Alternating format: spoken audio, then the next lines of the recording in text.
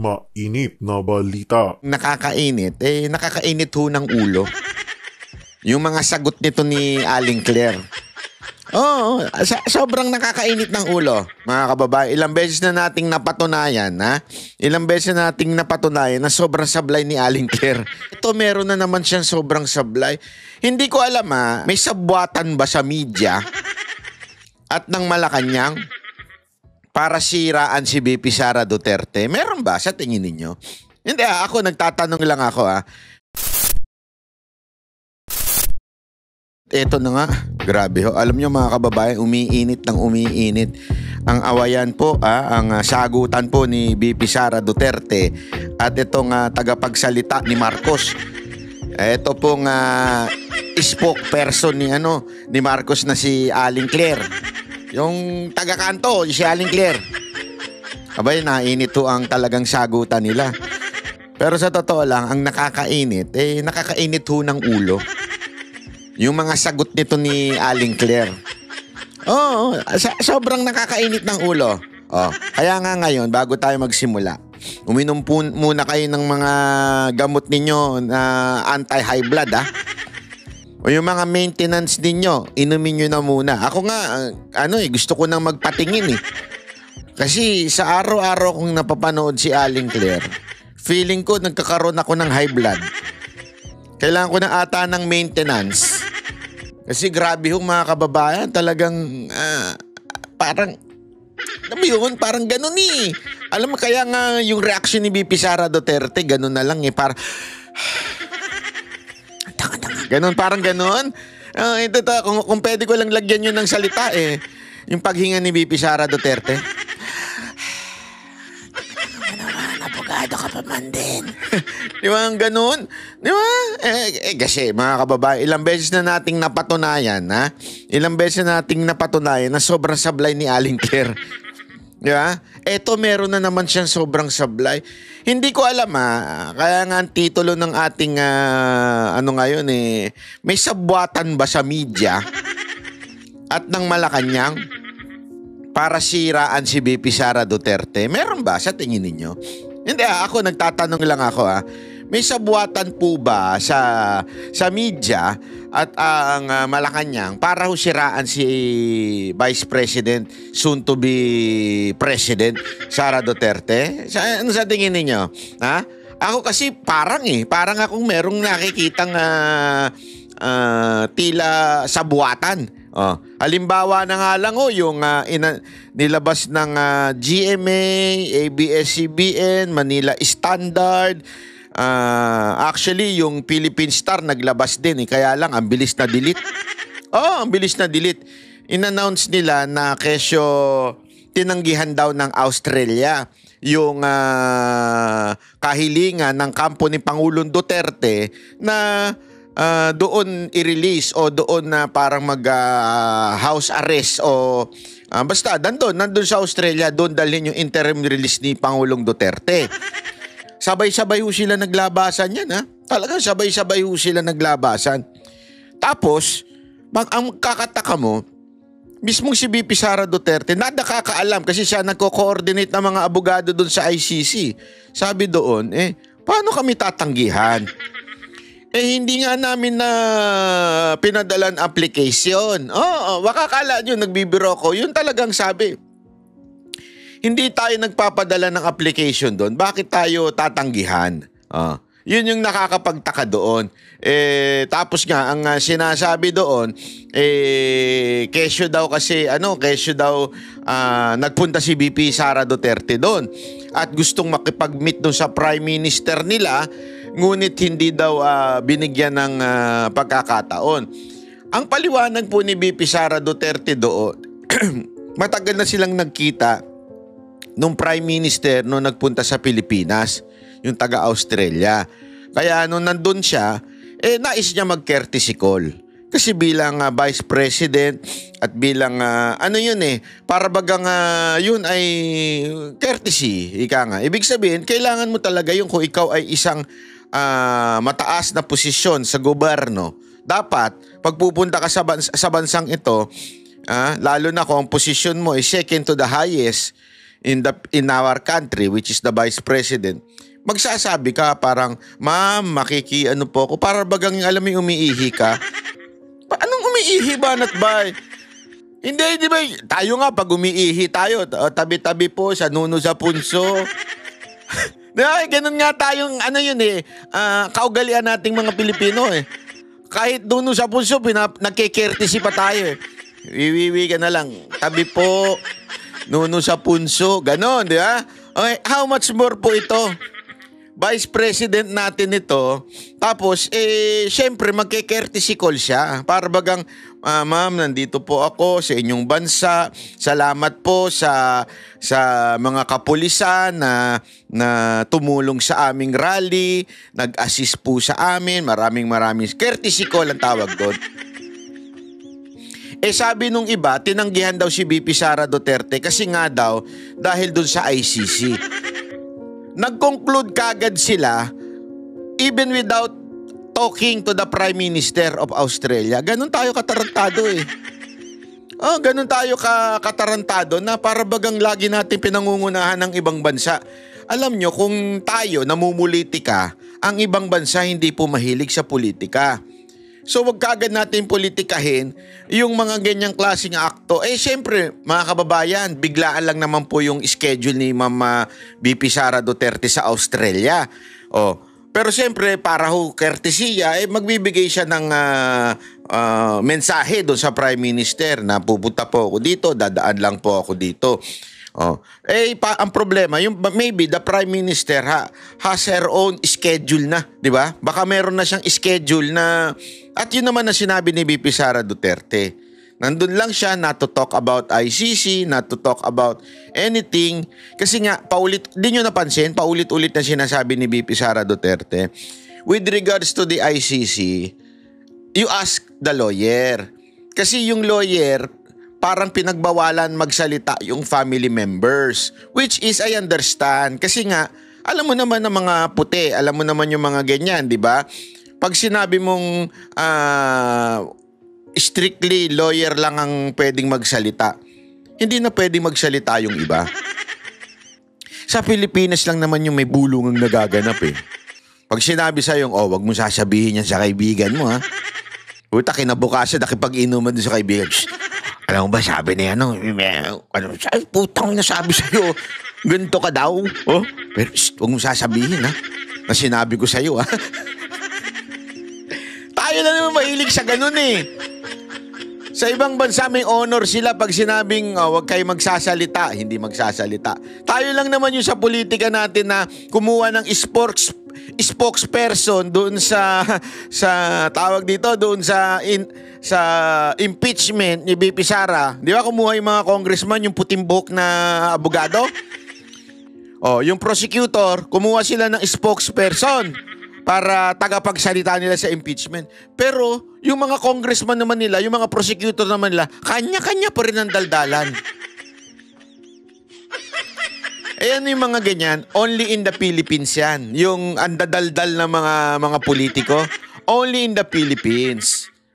Pero kasi pagka ang kausap mo na, ibang lahi na, hindi ko sa minamalit ang Pilipino ha, pero ganun talaga sa ibang lahi na pag sinabing do not talk about the case, do not, kasi strategy yan ng abogado. Ang abogado hindi lang talino, merong strategy ginagawa yan. So wag natin pag-uusapan, yun ang sinabi niya. Hindi talaga nila pag-uusapan yun. So hindi, sa tingin ko, malaking bagay na hindi talaga kinausap ni VP Sara Duterte ang Australia para makipag-negotiate. Kasi nga po mga kababayan, yung abogado lang ang maaaring makipag-negotiate with regards to the cases of PRRD sa ICC. Eto na namang mga hindot na mga media, sabay-sabay ho silang naglabasa ng balita. Dininay ng Australia. Tapos, anong source? Anonymous source. Utangin na shit. Gusto nyo gawin ko rin yan? Hindi, gusto nyo gawin ko rin yan sa boss ninyo? Halimbawa lang, sabihin ko lang. Yung may-ari ng na stasyon, Gumahasa ng basketball player. Source, anonymous. Hindi, halimbawa lang. O yung isa pang istasyon, merong ginahasa sa kanilang penthouse ang kanilang boss. Ang ginahasa nila ay, yung artistang si ganire. Oh. Tapos sasabihin ko, source, anonymous. Kasi ganun lang ginawa nila eh. Tinanggihan ng Australia, source, anonymous. Unidentified source. Akala ko ba supposedly meron kayong journalism ethics na sinasabi. Pero pag kayo nagbalita, anonymous na yung source ninyo. Oh. Di ba? Buti pa nga yung si Rene. Si Rene na bumaligtad ng kanyang statement. Di ba? At least kita mo sa yung source mismo. Dinefine niya isa-isa. Sinong kumausap sa akin? Ito. Sino from the office of the president? Ito. Sinong nag-coordinate? Ito si, kasama dito si Torre. As in, detalyado. Hindi ko sinasabing totoo. But at least detalyado. Tama, mali. Di ba? At least detalyado. Sandali. Yung na mga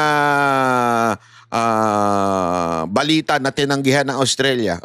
Anonymous ang source. May isa pa. Actually, pinalagpas na nga natin yan eh. Yung sinabing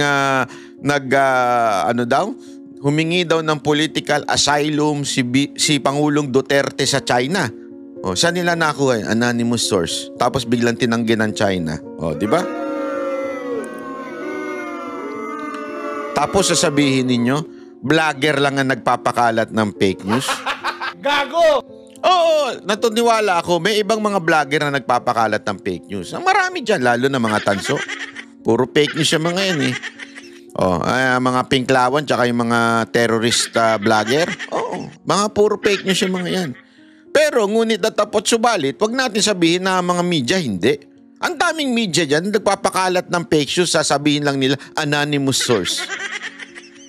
Mga ganun, huwag na tayo paututan. Ito, halimbawa nito, bibigyan ko kayo ng sample napakatinding fake news.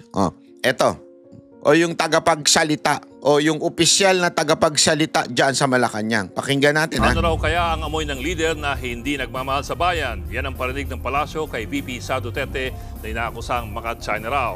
Nasa frontline na balitang yan si Maricel Halig. Anong pipiliin mo, Pilipinas o China? Sagot dyan ni Vice President Sara Duterte. Matagal na nila yan na narrative na pro-China ako. I'm not pro any country at all.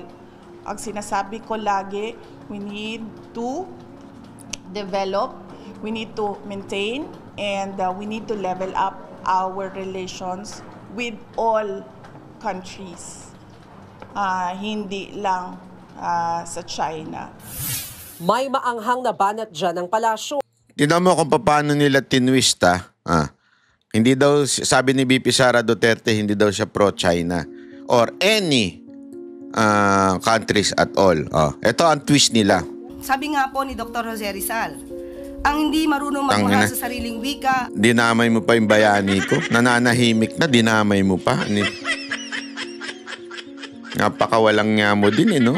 Huwag mo na idamay yung bayani ko, hindi mo maintindihan yung sinasabi niya. Ay masahol pa sa hayop at malansang isda. Ano pa kaya ang isang Pilipino at isang leader na umaming hindi mahal ang kanyang sariling bansa?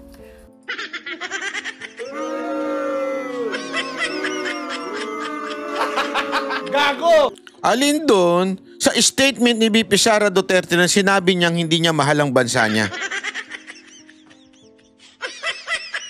Dahil ba sa sinabi niyang I am not pro any country at all? Yan ba ang dahilan kaya mo sinasabing hindi niya mahal ang bansa niya? Alam mo ba kung ano yung konteksto niyang statement niyang yan? Ito rin TV5 gumagsalsal din eh. Salsalero din kayo eh. Alam niyo ba kung anong pinanggalingan niyang statement na yan? Ipe-play natin yan unya-unya. Patapusin natin ito mga katarantaduhan nila. Ano kaya ang kanilang amoy? Yun lang po. At kung si Pangulong Bongbong Amoy Marcos Dior. nga raw ay proud sa pagiging Pinoy, bakit daw hindi ito magawa ni VP Sara? Ang Pangulo po taas noo at ipinagmamalaki na siya ay pro-Philippines. Sinabi niya na he will not yield even an inch of our territory. Matatanda ang iginiit ni Castro na pro-China ang mga Duterte matapos batikusin ni VP Sara ang foreign policy ng Administrasyong Marcos.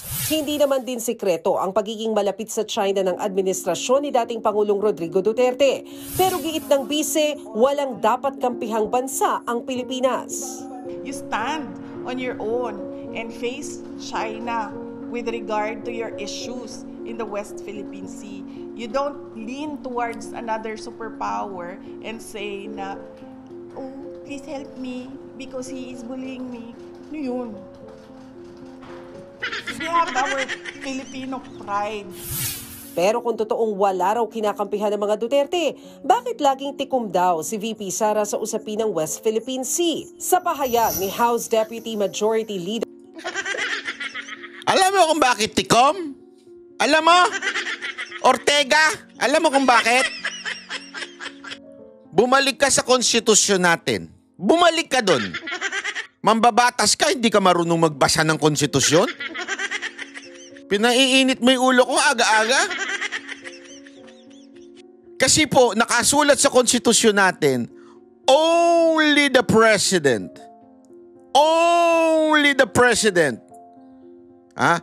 ang chief architect pagdating sa foreign policy.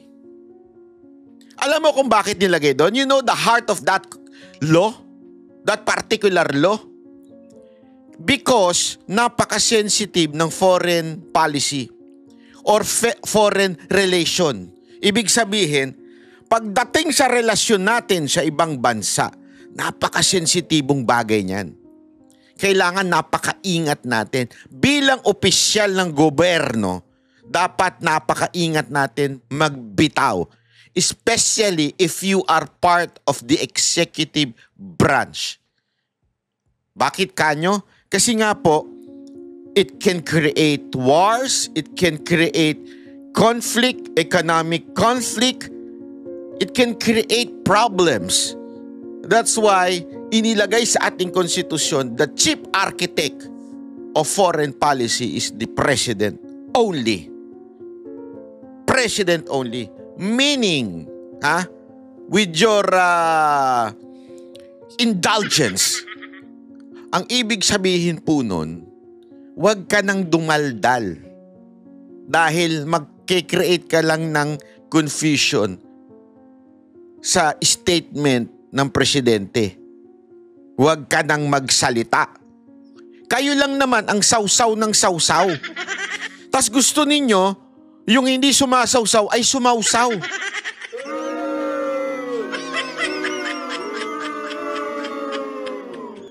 Ano ba? Dahil mahina si Bongbong Marcos? Kaya kailangan ninyong tulungan siya? Gago! Mahina ba siya at hindi niya kayang magbigay ng strong statement? Kaya kailangan yung pumutak ng pumutak? Gago! Hindi, yun lang ang ibig ko sabihin. Bakit mo kailangan dumaldal? Na pati ito, pinakikialaman mo, hindi naman ito, trabaho mo bilang mambabatas. Ang trabaho mo, gumawa ng batas para ang buhay ng mga bawat Pilipino ay maayos, maganda, komportable. Yun ang trabaho mo. Hindi dumaldal pagdating sa foreign policy. Gago! Munti ka na kitang matawag na animal ka pero hindi ko na lang itinuloy. Ayoko. Di ba? Naintindihan mo ba yan? Mambabatas ka, hindi mo maintindihan yan. Ganon na ba kahina ang kokote mo? Ganon ka na ba kabobo para hindi maintindihan yan? Na sensitibo yung bagay na yan. It's a foreign policy that only the president, hindi ako nagsabi niyan, konstitusyon po nagsabi niyan, na ang maaring maging tagapaghubog ng relasyon sa ibang bansa. Kaya dapat shut up po si VP Sara Duterte. Shut up po siya. Unless narinig mo siyang binanata niya Amerika. O binanatan niya ibang bansa? Hindi. Hindi ho siya nangingialam. Bakit siya mangingialam? Foreign policy yan eh. Foreign relation yan eh. Dapat yung relasyon natin sa mga ibang bansa, presidente lang. Bilang vice president, respeto. Kayo hindi marunong rumispeto kay Marcos. Porket alam ninyong di nyo nire-respeto. Buti pa si BP marunong magrespeto. Hindi, kahit ako mabibuisit ako sa'yo. Kunwari ako presidente o ng kumpanya. Hindi, halimbawa ako presidente ng kumpanya. Halimbawa lang. Tapos yung vice president ko nagdidesisyon pagdating sa mga bagay na akin lang. Ano yun? Pakikipag-usap sa gobyerno, halimbawa lang. Pakikipag-usap sa mga kalaban. Kung sa akin lang na atas according to our law, abay, mabibuisit talaga ako. Hampasin ko sa mukha yung mangingialam na vice president. O baka kinabukasan, kasi kunwari lang sa kumpanya ito, sisisanting ko kagad yung animal na yun. At kung ikaw yun, bunutin ko yung mga biguti mo. Kunwari lang kunwari nasa kumpanya tayo, tas pakikialaman mo yung mga desisyon na akin lang. Bunutin ko, isa-isay ko yung bigote mo, ilagay ko dito. Di ba? Sir Paulo Ortega, hindi pa ba sapat yung sinasabi nila na biyaya kay Tamba? At kailangan mo pa talagang dumaldal? Hindi, ako nagtatanong lang ako Ito'y tanong lang, hindi naman ako sigurado dyan. Sabi nga niya, may alleged daw ako nagtatanong, hindi pa ba sapat yun? Kung totoo man yun, kailangan nyo pang bumanat sa mga Duterte para madagdagan. Di umano, allegedly, sabi nung iba. Hindi ako nagsabi. madalas ay katahimikan lang daw ang nakukuha natin mula sa BC habang nilalabag na ng China ang ating teritoryo. Giit pa ni Ortega, ang record ni VP Sara ang makakapagsabi na pro-China ang kanyang pamilya. Nagbabalita mula sa Frontline, Maricel Halili, News 5. Eto bibigyan ko kayo ng konteksto para dun sa mga tangang komento ng komento patungkol po doon sa ito yung issue niya. Pilipinas ba o China? Tangina, maling-mali . Alam mo, dito mo maintindihan talaga na tinitwist nila at nagkakaisa-isa sila para siraan si BP Sara Duterte. Takot na takot talaga sila kay BP Sara Duterte dahil palapit na ng palapit yung 2028 . Takot na takot sila. Pilipinas o China? Bear with me. Kailangan natin panoorin yung simula hanggang dun sa dulo na pinag-usapan yan. Kasi dito makikita nyo yung context. Sabi ko nga sa inyo, paulit-ulit . Pag kayo nakapanood ng balita na tila confusing, sandali, parang may mali. Panoorin ninyo yung buong interview. Panoorin ninyo pati yung tanong. Para malaman ninyo kung saan ang gagaling yung sagot. Kung titignan mo lang, chachap-chapin mo lang yung sagot, para lang masatisfy mo yung gusto mong palabasin na pro-China si BP Sara Duterte, mali po yun. Fake news yun. Fake news po tawag dun. Kaya nga dito, enhance po natin yung audio. Magaling tayo pagdating sa mga audio. Hindi ko ginamitan ng AI to Ibig sabihin, ginamitan natin ng compressor, noise reduction para mabawasan yung ingay at mailakas yung nag-i-interview, yung sinasabi ng interview. Tapos nilagyan natin ng caption. Inano natin sa caption. Ito, panoorin ninyo Mapaka-importante. Kasi right now, parang ang iniisip ng ibang mga bansa ngayon, parang palikasin yung pati mga citizens abroad sa, of course, nangyayari gulo. I know, merong ceasefire ngayon, may truce na yun, pero hindi natin sure kung gaano katagal yung truce na yun. Pero pinufocus ko sa Pilipinas, politika, ang haba ng tanong. What's your take on this po? Kasi parang dapat iniisip po ng gobyerno. Sinagot mo na Yung nagtanong, siya na rin na nagsagot. Biro lang kung sino man to nagtanong na to, hindi ko kilala. Next time, pag nagtanong ka direct to the point. Pangalawa, wag mong sagutin yung tanong mo. Natin, means kapakanan naman po yung kapakanan din ng ating mga consumers, lalo nagtataas yung presyo ng gas, ng oil. Anong konteksto ng tanong? paikliin natin yung tanong. Ma'am, ano masasabi nyo sa gera doon sa Middle East? Kahit meron na silang quote-unquote peace. Anong konteksto?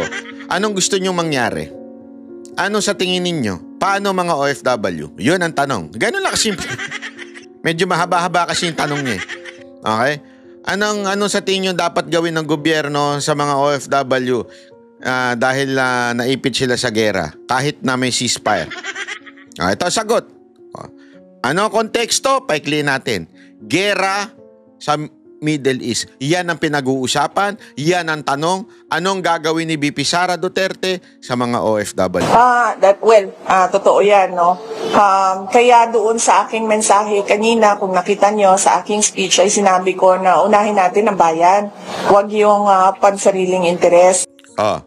Ano daw sinasabi? Unahin natin yung bayan. Kasi kasama din pala doon sa tanong, yung habang nagkakaproblema sa Middle East, habang nagyegera OFW, ay namumulita itong gobyerno. Kaya nga ang sabi ni VP Sara Duterte, yan nga yung sinabi ko sa speech ko. Huwag nating unahin ang politika. Unahin natin yung ating bayan, mga kababayan natin. At sigilan natin ang pang-aatake sa politika. But personally, ma'am, how to score? So yun lang yun. Itigil na yung politika. Unahin natin sarili natin. Yung tayo, yung Pilipino. So kinakampihan niya Pilipinas, tayo mga OFW. Unahin kesa sa interes ng politika. Action or so in action ng Marcos government, investigation ng pangalawang tanong, tinatanong. Ano sa tingin mo ang ano masasabi mo sa ginawa ng gobyerno regarding sa gera sa Iran? Ito sagot. It's a little too late. Too little too late pala. Too little too late. Too little too late again. Madaling salita, late. Reactive, hindi active. Iba yung reactive. Yung reactive, nagre-react ka lang sa pangyayari. Iba yung active. Yung active ka, wala pang nangyayari, meron ka nang ginagawa. Dapat kasi the moment na nag-release na ng missiles or nag-launch na ng missiles ay meron ng plano kung ano ang gagawin para sa mga Pilipino na gustong lumikas. Hindi yung aantayin pa kung kailan sarado na yung borders, nawawala na yung nagka-cancel na ng flights, ang mga airspaces doon sa bansa na malapit sa kaguluhan. So, dapat kasi nagplano, hindi naman surprise yun. Alam naman nating lahat na mangyayari yon kasi nagsabi na silang dalawa na mag-aaway sila. Yung dalawang bansa ba, nagsasabi na sila. Kaya hindi siya sorpresa sa buong mundo.